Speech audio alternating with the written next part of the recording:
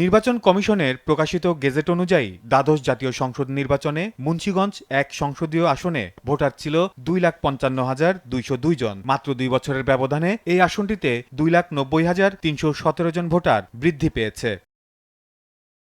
নারায়ণগঞ্জ 3 আসনে আসন্ন নির্বাচনে 2,47,710 জন ভোটার বৃদ্ধি পেয়ে দাঁড়িয়েছে 5,93,348 জনে।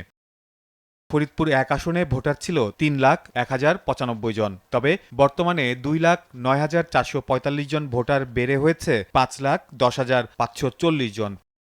অ্যান্টি স্লিপার টেকনোলজি ও সফট টেক্সচার টাইল, নরম ঘাসের স্পর্শ, সাপোর্ট গ্রাস ম্যাট, নান্দনিকতার ছোঁয়া। কুমিল্লার আদর্শ নগর নিয়ে গঠিত কুমিল্লা 6 আসন এবার 1,70,586 জন ভোটার বেড়ে হয়েছে 6,44,777 জন।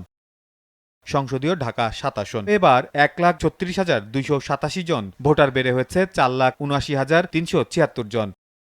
সাতক্ষীরা 2 আসন প্রায় 2 বছরে 1,35,046 জন ভোটার বেড়ে হয়েছে 5,35,654 জন। কালিয়াকৈর গাজীপুর সদর উপজেলা নিয়ে গাজীপুর 1 আসন জনবহুল এলাকাটিতে এবার আরও 1,25,087 জন ভোটার বেড়ে হয়েছে 7,20,939 জন। ঢাকা 4 আসনে ভোটার বেড়েছে 1,07,929 জন।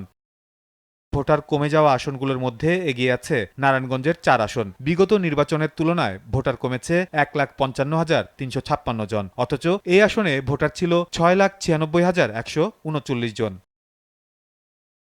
বিগত 2 বছরে 1,44,143 জন ভোটার কমেছে সাতক্ষীরার 4 আসনে। সবশেষ নির্বাচনে এই আসনটিতে ভোটার ছিল 4,42,193 জন।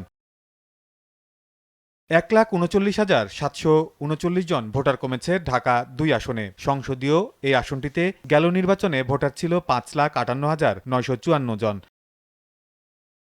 সাইফুল জুয়েল, দেশ টিভি, ঢাকা।